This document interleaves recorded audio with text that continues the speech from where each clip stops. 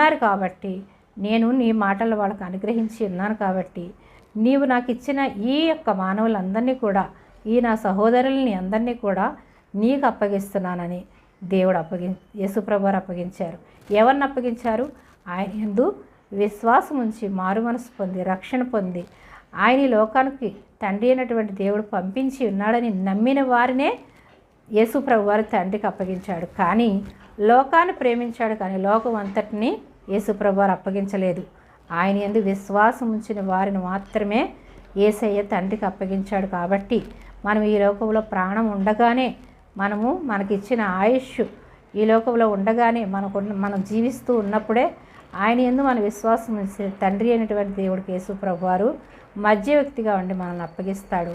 అప్పుడు మన పాపాలు శాపాల నుంచి విడిపింపబడి నిత్య రాజ్యానికి వారసులుగా మనం మార్చబడతాం.